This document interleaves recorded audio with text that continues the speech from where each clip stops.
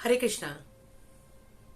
आइए समझते हैं कि आखिर इस धरा पर हम सभी इतने अलग अलग क्यों हैं। हम देखते हैं कि किसी व्यक्ति के समक्ष जाते ही बहुत ही सात्विक सा भाव उत्पन्न होने लगता है। जब वो हमारे साथ बैठता है तो बहुत ही अच्छी बातें करता है, हमारा मन शांत हो जाता है। लेकिन कोई व्यक्ति ऐसे होते हैं कि जब हम उनके साथ बैठते हैं तो हमारा हृदय बार बार किसी न किसी काम को करने के लिए चंचल होने लगता है। मन के अंदर हर समय क्रियाशील रहने के भाव आने लगते हैं। अधिक धन कैसे कमाया जाए, अधिक नाम कैसे कमाया जाए। लेकिन कुछ व्यक्ति ऐसे होते हैं जब हम उनके साथ बैठते हैं तो मन में बुरे विचार आने आरंभ हो जाते हैं। किसी को नुकसान कैसे पहुंचाए, बदला कैसे ले, दुनिया कितनी बुरी है, ये पूरी सृष्टि में कोई अच्छा नहीं है। होता है ना, सबके साथ होता है। तो आखिर ऐसा क्या कारण है कि कुछ लोग बहुत ही उत्तम कोटि के हमें महसूस होते हैं, कुछ लोगों के साथ बहुत ज्यादा क्रियाशील रहने का भाव आता है, और कुछ लोग अत्यंत निकृष्ट भावों को जन्म देने वाले होते हैं। जब इन तीन बातों की, गुणों की और तीन विभिन्न प्रकार के व्यक्तियों की हम बात करते हैं तो इसके पीछे, इसके कारण में छुपा है सत्व, रजस और तमस। ये वो तीन गुण हैं जो प्रत्येक व्यक्ति को एक दूसरे से विभिन्न बनाते हैं। 17वें अध्याय में अर्जुन ने यही पूछा कि हे कृष्ण, लोगों की श्रद्धा अलग अलग कैसे हो जाती है।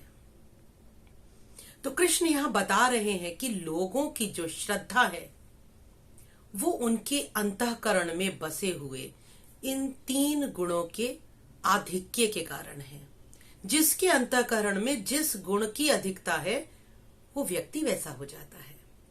तो आगे बात करते हैं भगवान कृष्ण, और फिर वो बताने लगते हैं कि कुछ लोग देवताओं का पूजन करते हैं। ये आप सभी जानते हैं, भगवान राम, भगवान कृष्ण, कोई शिव जी का पूजन करता है, कोई हनुमान जी का पूजन करता है, कोई माता रानी का पूजन करता है। तो कुछ लोग तो देवी देवताओं की पूजा करते हैं। लेकिन कुछ ऐसे भी हैं, और आपसे मिले भी होंगे, जो रावण की पूजा करते हैं, जो शनि की पूजा करते हैं, जो विभिन्न ग्रहों की शांति की पूजा करते हैं, विभिन्न प्रकार के यक्षों की पूजा करते हैं, राक्षसों का पूजन करते हैं। और तीसरी श्रेणी में वो लोग आ जाते हैं जो विभिन्न प्रकार के भूत, प्रेत, योगिनियों और चांडालनियों की पूजा करते हैं, जो विभिन्न प्रकार की तांत्रिक साधनाएं करते हैं। यहां पर अब भगवान कृष्ण ने अर्जुन को बताया कि हे अर्जुन, साधना मार्ग में ये तीन मार्ग आते हैं। जो व्यक्ति सत्व गुणों से परिपूर्ण है वो देवी देवताओं का पूजन करता है। लेकिन जो व्यक्ति राजसिक गुण से ज्यादा प्रभावित है वो यक्षों और राक्षसों का पूजन करते हैं।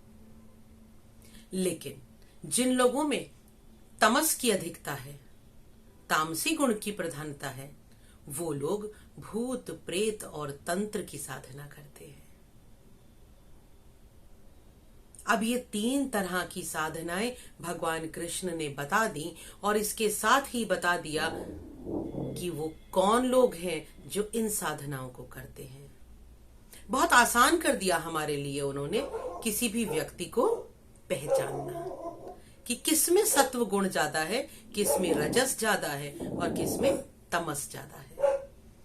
तो हम उनकी साधनाओं को देखकर भी समझ सकते हैं कि कौन सा व्यक्ति किस श्रद्धा से संचालित है।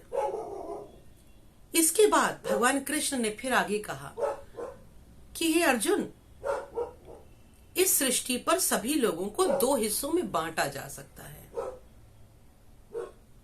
कुछ लोग वो हैं जो दैवीय गुणों से संपन्न हैं और दूसरे वो हैं जो आसुरी गुणों से संपन्न हैं। अब दैवीय और आसुरी लोगों को बताने के लिए भगवान कृष्ण ने फिर आरंभ किया और कहा कि हे अर्जुन, ये जानना कि आसुरी मत वाले लोग कौन हैं, आसुरी बुद्धि वाले लोग कौन हैं, इसे जानने के लिए ये समझो कि वो किस तरह की पूजा पद्धति और साधना पद्धति को अपनाते हैं। मैं शुरू से कहती चली आ रही हूं कि श्रीमद् भगवत गीता सिर्फ एक धर्म का ग्रंथ नहीं है। श्रीमद् भगवत गीता हमें पूरा जीवन जीना बताता है, वो हमें लोगों की पहचान करना बताता है, वो हमें बताता है कि हमारे आसपास का जो वातावरण है वो किस कारण कैसा हो सकता है, किस अवसर पर हमें किस तरह से रिएक्ट करना चाहिए, किस तरह से हमें व्यवहार करना चाहिए। श्रीमद् भगवत गीता हमें हर अवसर पर हमारी प्रतिक्रिया क्या होनी चाहिए वो बताती है। तो प्रतिक्रिया तब होगी जब हम व्यक्ति को पहचान लेंगे। तो अभी भगवान कृष्ण 17वें अध्याय में हमें मनुष्यों की पहचान करना सिखा रहे हैं। तो भगवान कृष्ण कहते हैं आगे वाले श्लोक में, अशास्त्र विहितं घोरं तप्यन्ते ये तपोजनाः दंभाहंकार संयुक्ताः काम राग बलान्विताः कर्षयन्तः शरीरस्थं भूतग्रामम चेतसः मां चैवान्तः शरीरस्थं तान् विद्यासुर निश्चयान्। निश्चय कर ले हे अर्जुन कि असुर कौन है। अशास्त्र विहितं घोरं, जो शास्त्रों में विहित विधि को नकार देते हैं। अशास्त्र, जिन्होंने शास्त्र की बातों को नकार दिया और उसके बाद दंभ और अहंकार से युक्त होकर, भौतिक आसक्ति से युक्त होकर, पद मान लालसा से युक्त होकर जो घोर तप करते हैं, ऐसा तप जिसे शास्त्रों में मान्यता नहीं दी गई है। आपने देखा होगा कुछ लोग कहते हैं कि अरे भैरव बाबा को तो सोमरस चढ़ाया जाता है तो वो पीना शास्त्र सम्मत है। ऐसा नहीं है। लोगों ने अपने काम को परिपूर्ण करने के लिए, अपनी भौतिक पदार्थों की चाहना को संपूर्ण करने के लिए इस तरह की अशास्त्रीय बातों में श्रद्धा रखनी आरंभ की। तो अब भगवान ने स्पष्ट कह दिया कि जो इस तरह की बातों में लिप्त है, शास्त्र के विरुद्ध बात करता है, शास्त्र सम्मत बात नहीं करता है, घोर तप करता है, लेकिन उस तप में दंभ है, अहंकार है, काम है, राग है, बल है, द्वेष है, नफरत है, बदला है, इस भावनाओं से जो घोर तप कर रहे हैं। यहां तप का मतलब सिर्फ यही नहीं होता है कि हमने कोई योग की मुद्रा बनाई और बैठ गए। किसी भी यज्ञ को करना, किसी भी कार्य को करना भी तप कहलाता है। तो दंभ और अहंकार को बढ़ाने वाले यदि हम कार्य करते हैं, दूसरे को बदला जिस लेने वाले हम कार्य करते हैं, पद की चाहना से अगर कोई कार्य करते हैं, कामनाओं की पूर्ति के लिए जो अशास्त्र विधि से कार्य करते हैं, बार बार मैं कहूंगी जो कार्य शास्त्र सम्मत नहीं है, ऐसे जो घोर तप करता है और फिर कर्षयन्तः शरीरस्थं भूतग्रामम चेतसः, इस शरीर के अंदर जो 5 भूतों के रूप में स्थित मैं बैठा हूं। भगवान ने कहा कि इस शरीर में 5 तत्वों से जो बना हुआ मैं बैठा हूं, इन 5 तत्वों को कर्षयंत दुखी करता है, कष्ट देता है, उसे तू असुर जान, तान विद्यासुर निश्चयान, उस व्यक्ति को असुर की तरह मानना चाहिए। कितने सरल शब्दों में भगवान ने व्याख्या कर दी है कि आसुरी गुण किस व्यक्ति में है। अपने आसपास नजर दौड़ाइए ना, पता चल जाएगा।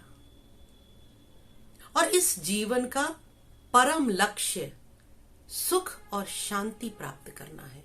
यहां सुख से मेरा मतलब भौतिक पदार्थों से प्राप्त होने वाला सुख नहीं, आत्मिक सुख। जिस पल हमारी आत्मा शांत होती है, हमारा मन मस्तिष्क बिल्कुल शांत अवस्था में होता है, परम आनंद की अवस्था को महसूस करता है, उस पल हमारे शरीर में उत्पन्न पांचों तत्व शांत होते हैं। और प्रत्येक व्यक्ति यही चाहता है। कभी एक एक्सपेरिमेंट करके देखिए। कभी घर में झगड़ा हो जाता है या हमारा किसी और से झगड़ा हो जाता है, हम सड़क पर जा रहे हैं और बहुत ट्रैफिक है और हमें बहुत गुस्सा आ रहा है। हम अड़ोसी पड़ोसियों को, साथ में जो चलने वाली कार वाले हैं, टू व्हीलर वाले हैं, रिक्शा वाले हैं, उन सब को हम मन ही मन में कोसते हुए, गाली देते हुए जा रहे हैं। लेकिन क्या उस मानसिक अवस्था में हम लगातार रह सकते हैं, या रहना चाहते हैं, या रहना पसंद करते हैं? नहीं। हम कितने भी बड़े हो जाएं या कितने भी छोटे हों, हम कभी भी तनाव की अवस्था में, गुस्से की अवस्था में रहना पसंद नहीं करते। क्यों नहीं पसंद करते? क्योंकि जो हमारा अंश है, हम उस परमात्मा के अंश हैं, और वो परमात्मा ही परम सुख का स्रोत है। तो जब हम परम सुख के अंश हैं, तो हर पल हमें भी परम सुख और परम शांति ही चाहिए। और जितने भी क्रियाकलाप इस जीवन में हम कर रहे हैं, वो परम सुख को पाने के लिए कर रहे हैं, लेकिन गलत डायरेक्शन में कर रहे हैं। पता नहीं होता, पूजा पाठ भी करते हैं, लेकिन कभी कभी वो शास्त्र सम्मत नहीं होती है। तो इस अध्याय में भगवान कृष्ण धीरे धीरे एक एक स्टेप पर हमें बता रहे हैं कि इस जीवन के प्रत्येक क्रियाकलाप को किस तरह करना है, कैसे करना है, कि जीवन का परम लक्ष्य जो खुद गोविंद है, सुख है, शांति है, परमानंद है, सतचित आनंद है, वो हमें मिले। तो फिर मिलेंगे अगले वीडियो में। लेकिन इससे पहले आप सभी को वीडियो को शेयर करना है, और यदि आपने मेरे वीडियो को पहली बार देखा है तो प्लीज सब्सक्राइब जरूर करिएगा, क्योंकि जितनी भी अच्छी बातें दूर तक जाती हैं तो समाज में उतनी ही सकारात्मकता फैलती है। राधे राधे।